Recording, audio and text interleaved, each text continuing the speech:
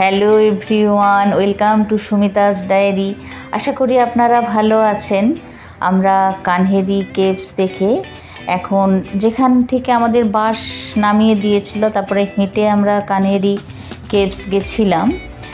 ওখান থেকেই আবার হেঁটে এসে বাস ধরে আমরা সঞ্জয় গান্ধী ন্যাশনাল পার্কের যেখান থেকে বাসে উঠেছিলাম ওখানেই যাব। কিন্তু আমরা বাস পেলাম না। ওই যে মারুতি ভ্যানের মতো অনেক ছোট গাড়ি চলে না, ওটাতেই একটা উঠে পড়লাম। আমরা এখন ওই গাড়ির থেকে নেমে বাগি করে আমরা এরপরে যাব মিউজিয়াম। তো অনেকে হেঁটেও যাচ্ছে, আবার এখানে তো সাইকেলও ভাড়া পাওয়া যায়। কিন্তু আমরা কানহেরি কেভস যে খুব ক্লান্ত হয়ে গেছি, আবার তো আমরা একটু দেরি করেও এসেছি, না হলে হয়তো একটু রেস্ট নিয়ে পুরোটা ঘোরা যেত। আর এই এরিয়াটা এত সুন্দর, ফাঁকা ফাঁকা পার্কের মতো পুরো রয়েছে, চারিদিকে ফাঁকা গাছ, বাচ্চারা খেলছে, অনেক ছোট ছোট স্টলও রয়েছে, মানে খাবার দাবার পাওয়া যাচ্ছে টুকটাক। মানে জায়গাটা বেশ ফাঁকা, খুব সুন্দর। আমরা এখন চলে এসেছি প্রথম মিউজিয়ামে। তো ড্রাইভার বলল জুতো এখানে খুলে তারপরে ভেতরে যান। আমরা ভেতরে চলে এসেছি। এই যে শোকেশে বাঘটা দেখছেন, এটা কিন্তু পুরো বাঘের আকৃতি, আর চামড়াটা কিন্তু অরিজিনাল বাঘের চামড়া। আর এই পাখিগুলো কোনোগুলো মমি করে রাখা আছে, কোনোগুলো আবার পাখি, যেমন এই ময়ূরটা আকৃতি করে ওপরে পালকগুলো, অরিজিনাল পালকগুলো বসিয়ে দেওয়া আছে। এখানে অনেক, মানে ন্যাশনাল পার্কে যত রকম পাখি আছে মোটামুটি সবই এখানে রাখা আছে। আর ভেতরে এটা হচ্ছে চিতাবাঘ। তবে চিতাবাঘ বললো যে দেখতে পাওয়াটা একটা ভাগ্যের ব্যাপার।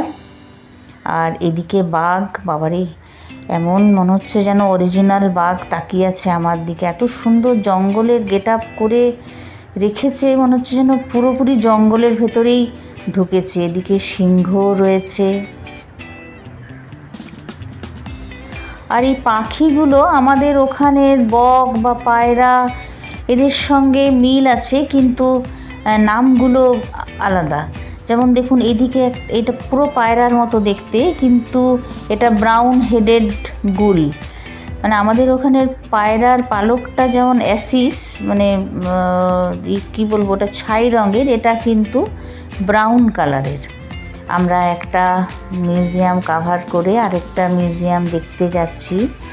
এটা পুরো পাহাড় কেটে তৈরি হয়েছে, মনে হচ্ছে যেন কোনো গুহার ভেতরে ঢুকছি। আর দেখুন এখানে পাহাড়গুলো কৃষ্ণকায়, ওই জন্যই তো কানহেরি কেভস বা কৃষ্ণকায়ের জন্য। কি অদ্ভুত কাজ, সুন্দর কাজ না? একটা পাহাড়কে কেটে পুরো মিউজিয়ামের রূপ দিয়েছে, মনে হচ্ছে না গুহার ভেতরে ঢুকছি, কিন্তু ভেতরটা একদম ঝাঁ চকচকে। কে বলবে এটা পাহাড়ের ভেতরে, একটা গুহার ভেতরে এত সুন্দর একটা মানে কি বলবো জায়গা তৈরি হয়েছে, ঝাঁ চকচকে মেঝে, সুন্দরভাবে সাজানো। এটার নিচটা অনেকটা ওই মিউজিয়ামের মতোই, মানে কোন কোন পশু আগে ছিল, এখন তারা নেই, তাদের সমস্ত ইতিহাস এ সমস্ত দেওয়া আছে। এইগুলো এখন পড়ে দেখতে গেলে অনেক সময় লাগবে। আসলে আমাদের আসতে তো দেরি হয়ে গেছে। সকালে এলে এগুলো ধীরে সুস্থে পড়া যায় বা সমস্ত কিছু দেখা যায়, কিন্তু আমাদের তাড়াতাড়ি কাভার করতে হবে, তাও কিছু জায়গা হয়তো দেখতে পাওয়া যাবে না। উপরেও একটা মিউজিয়াম আছে, ওই জন্য আমরা এখন উপরেই যাচ্ছি।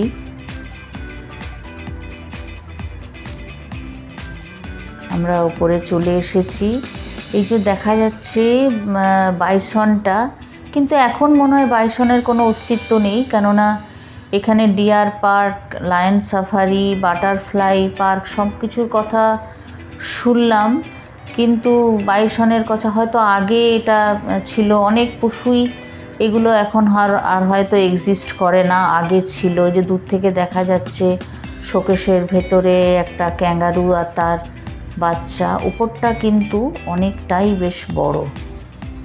আমরা এরপরে বাসে করে যাব ডিয়ার পার্ক।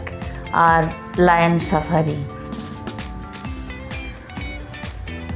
এই জঙ্গলের ভেতরটা এত সবুজ, মনে হচ্ছে যেন গাছগুলোর ওপরে সবুজ রং কেউ ঢেলে দিয়েছে।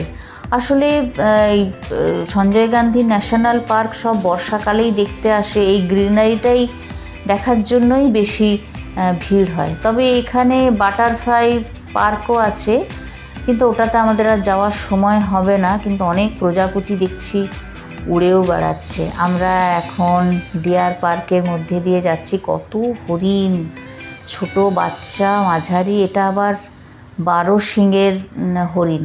পাশের দিদি যে একটা বাস যাচ্ছে, ওর কোনো ভ্রুক্ষেপই নেই, ঘাস খেয়ে যাচ্ছে। আসলে সব সময় তো ওরা এটা দেখে অভ্যস্ত হয়ে গেছে। চোখগুলো দেখুন কি সুন্দর আর কি নিরীহ। এদের ওপরই যখন বাঘ সিংহের আক্রমণ হয় তখন কি অসহায় লাগে না। আমরা ডিয়ার পার্ক হয়ে এরপরে যাচ্ছি লায়ন সাফারি। আমাদের বাসে বাচ্চাদের এক্সাইটমেন্ট দেখার মতো।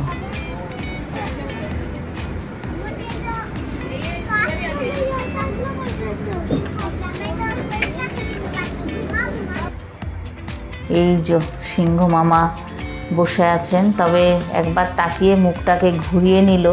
ও চোখের সামনে দেখতে পাচ্ছে বাঁশ ভর্তি ওর খাবার, কিন্তু ও অসহায়। এত উঁচু প্রাচীর আর মানে জাল দিয়ে ঘেরা জায়গাটা আসলে রাখবে নাই কেন? ধরুন জঙ্গলের ভেতরে বিভিন্ন জায়গায় জায়গায় দেখছি কাজ হচ্ছে, মানে অনেক টাওয়ারও বসছে, তারপরে জঙ্গলের ভেতর দিয়ে রাস্তাও তৈরি হচ্ছে।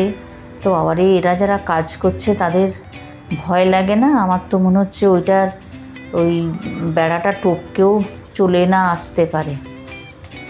আমরা লায়ন সাফারি দেখেই এরপরে ফিরে যাচ্ছি।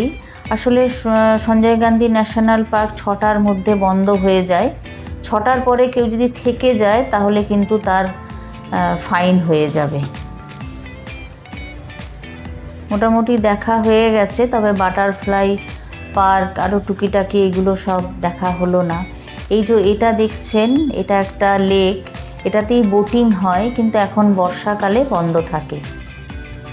আমাদের মোটামুটি হয়েই গেছে, এরপরে আমরা বাড়ি ফিরবো। আমরা বাড়ি চলে এসেছি। আমাদের যেহেতু লাঞ্চ সেভাবে করা হয়নি, ওই জন্য ঋতু বাড়ি এসে হান্ডি বিরিয়ানি অর্ডার দিয়েছিল। আজকের ডিনার সারতে সারতে আজকের ভিডিও এখানেই শেষ করছি। আমার ভিডিও যদি আপনাদের ভালো লাগে তাহলে অবশ্যই লাইক, শেয়ার আর সাবস্ক্রাইব করে দেবেন। কমেন্টে জানাবেন কেমন লাগলো। আপনারা ভালো থাকুন, সুস্থ থাকুন, আনন্দে থাকুন। Good night.